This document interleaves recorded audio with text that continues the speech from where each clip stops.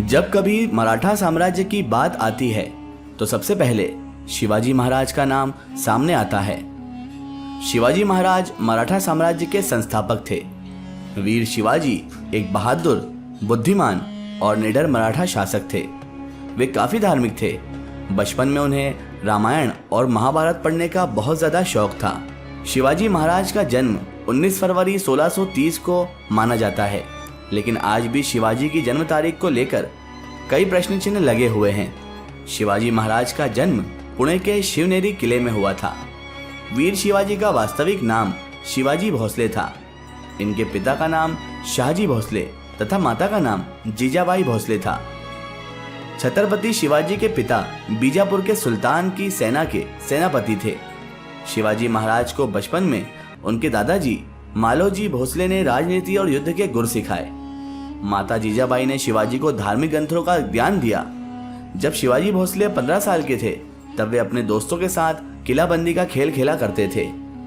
उसके बाद जैसे जैसे छत्रपति शिवाजी महाराज बड़े होते गए, वैसे वैसे ही शिवाजी पर हिंदू और मराठा साम्राज्य को आगे बढ़ाने की जिम्मेदारियां भी आ गई।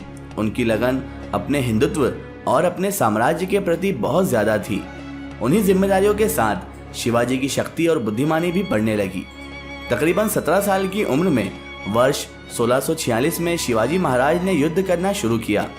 युद्ध लड़ते लड़ते वीर शिवाजी ने तोरण, चाकन, कोंडाना, ठाणे, कल्याण और भिवंडी जैसे किलों को मुल्ला अहमद से जीतकर मराठा साम्राज्य में शामिल किया। इस गतिविधि से आदिल शाह के साम्राज्य में हड़कंप मच गया। शिवाजी की शक्ति को देखकर आदिल खान घबराने लगा। उसकी सेना में छत्रपति शिवाजी के पिता शाहजी भोसले सेना अध्यक्ष थे। उसने शिवाजी को रोकने के लिए शाहजी को यानी छत्रपति शिवाजी के पिताजी को बंदी बनाया। ये देखकर छत्रपति शिवाजी ने कई वर्षों तक आदिल शाह से कोई युद्ध नहीं किया। उन वर्षों के भीतर शिवाजी ने अपनी सेना को और ज्यादा मजबूत किया और देशमुखों को अपने साथ जोड़ा। शिवाजी भोसले ने उन वर्षों के भीतर एक विशाल सेना तैयार कर ली थी। इस सेना को 2 अलग अलग गुटों में बांटा गया था। सेना में घुड़सवार दल और थल सेना मौजूद थी। घुड़सवार दल की सेना की कमान नेताजी पालकर के हाथों में थी। थल सेना का नेतृत्व यशाजी कल्क के पास था।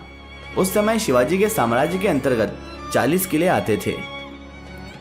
दोस्तों, शिवाजी और अफजल खान का युद्ध बहुत ही ज्यादा मशहूर है कि अफजल खान को किस तरह शिवाजी ने मौत के घाट उतार दिया था।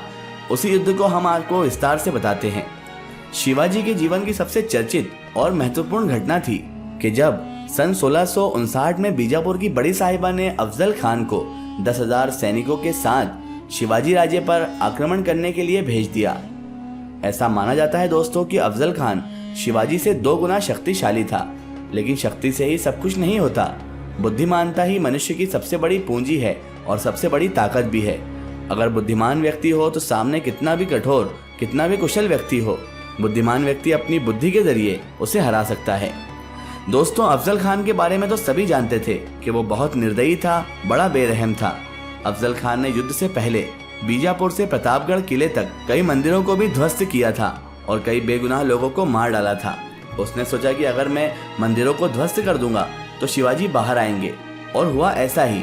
शिवाजी महाराज की सेना ने अफजल खान से छापामार तरीके से युद्ध लड़ा। अफजल खान को युद्ध में शिवाजी का पलड़ा भारी नजर आया तो उसने युद्ध विराम देकर शिवाजी के सामने मुलाकात का प्रस्ताव रखा, और इसमें ही उसने छल कपट छुपा रखा था। जब उसने खाना खा लिया तो भोजन समाप्त होने के बाद अफजल खान शिवाजी से गले मिलने के बहाने उन्हें चाकू मारना चाहता था ताकि वो शिवाजी को छल कपट से मार दे और ये युद्ध वहीं पर खत्म हो जाए। लेकिन शिवाजी अपनी बुद्धिमानता के लिए बहुत मशहूर थे और उन जैसा बुद्धिमान अफजल खान के चालों और पैतरों में कैसे फंस सकता था। छत्रपति शिवाजी महाराज ने लोहे से बना कवच पहन रखा था जिस पर चाकू भी कोई असर नहीं करता, जिसमें से चाकू आर पार नहीं हो सका था। इसी साजिश का अंदेशा होते ही शिवाजी ने अपने मशहूर हथियार से अफजल खान को मार डाला, और इतिहास में हमेशा हमेशा के लिए घटना बहुत ज्यादा मशहूर हो गई, क्योंकि अफजल खान ने उन्हें फंसाने के लिए पूरा पैतरा, पूरी चाल चल रखी थी। लेकिन इसके बावजूद शिवाजी महाराज ने अपनी बुद्धि से ये चाल को उलट दिया और अफजल खान को ही मौत के घाट उतार दिया। दोस्तों, अफजल खान के बाद रुस्तम जमान और सिद्दी जौहर को भी शिवाजी महाराज ने युद्ध में हरा दिया। जब बीजापुर सल्तनत के पास कोई सक्षम योद्धा नहीं बचा तो बीजापुर की बड़ी बेगम ने छठे मुगल शासक औरंगजेब से मदद मांगी कि वे शिवाजी के खिलाफ बीजापुर सल्तनत के लिए कुछ करें। औरंगजेब ने विनती स्वीकारते हुए अपने मामा शाइस्ता खान को 1,50,000 सैनिकों के साथ युद्ध के लिए भेज दिया। सेना ने पुणे पर हमला कर कब्जा कर लिया। शाइस्ता खान ने छत्रपति शिवाजी महाराज के निवास लाल महल पर कब्जा जमा लिया। जब शिवाजी राजे को यह सूचना मिली तो वे अपने 400 सैनिकों के साथ बाराती बनकर पुणे में गए। पुणे जाकर सेना ने रात में लाल महल में प्रवेश किया। जिस समय शाइस्ता खान की सेना आराम कर रही थी तब शिवाजी की सेना ने शाइस्ता खान और कुछ जागे हुए सिपाहियों पर लाल महल में हमला कर दिया।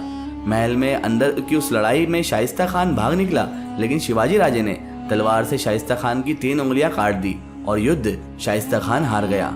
शाइस्ता खान को हराने के बाद शिवाजी का युद्ध मुगल शासक औरंगजेब द्वारा भेजे गए योद्धा जय सिंह से हुआ।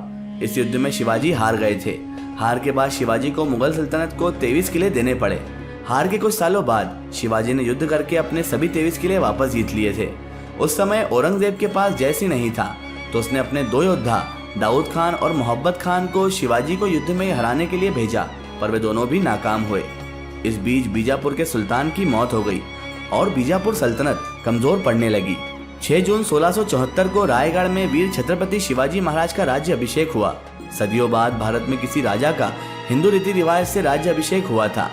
शिवाजी महाराज एक बेहतरीन योद्धा ही नहीं बल्कि एक बुद्धिमान शासक भी थे। उन्होंने मराठा साम्राज्य में जाति भेद खत्म कर दिया था। भारत में छत्रपति शिवाजी ने सर्वप्रथम नौसेना का निर्माण किया था। शिवाजी के सत्कर्मों की बदौलत उन्हें छत्रपति की उपाधि भी मिली। 50 साल की उम्र में जब छत्रपति शिवाजी महाराज ने मराठा साम्राज्य के बाहर भी अपना राज्य स्थापित कर रखा था, उनके पास 1680 में 300 किले और 1 लाख सैनिक की फौज इकट्ठा हो चुकी थी। 1680 की शुरुआत में शिवाजी का स्वास्थ्य कुछ ठीक नहीं था। वे बुखार और पेचिश से पीड़ित थे। अचानक शिवाजी भोसले की 5 अप्रैल 1680 को मृत्यु हो गई। उनकी मृत्यु का कारण बुखार और पेचिश को माना जाता है, परंतु ऐसा भी माना जाता है कि उन्हीं के मंत्रियों द्वारा उनकी हत्या की साजिश रची गई थी, क्योंकि मंत्रियों को शिवाजी के कुछ निर्णय पसंद नहीं आए थे। लेकिन इस वीर योद्धा ने अपनी जिंदगी में जो सत्कर्म किए थे, जो मुगल साम्राज्य के सामने डटकर खड़ा हो गया था और मराठा साम्राज्य को स्थापित कर दिया था, वो इतिहास में आज तक मशहूर है। ये वही वीर योद्धा थे जिन्होंने मुगलों से डटकर सामना किया, उन्हें खुली चेतावनियां दी, खुली ललकार दी और मुगलों के सामने कभी न डरे, चाहे फिर सामने औरंगजेब आलमगीर ही क्यों ना हो। और यही चीज उन्हें सब योद्धाओं से अलग बनाती है। और आज भी छत्रपति शिवाजी महाराज को अच्छी यादों के साथ, अच्छी बातों के साथ याद किया जाता है। फिलहाल दोस्तों, आज की हमारी वीडियो में बस इतना ही। अगर ये वीडियो आपको पसंद आई है तो इसे ज़्यादा से ज़्यादा शेयर कीजिए और इसे अपने फ्रेंड सर्कल, अपने रिश्तेदारों तक जरूर पहुंचाएं। इसी तरह की इन्फॉर्मेटिव और हिस्टोरिकल वीडियो के लिए हमारे चैनल को सब्सक्राइब कीजिए और पास में दिए गए घंटी के आइकन को जरूर दबाएं, ताकि हमारी आने वाली हर नई वीडियो की नोटिफिकेशन आप तक पहुंचती रहे।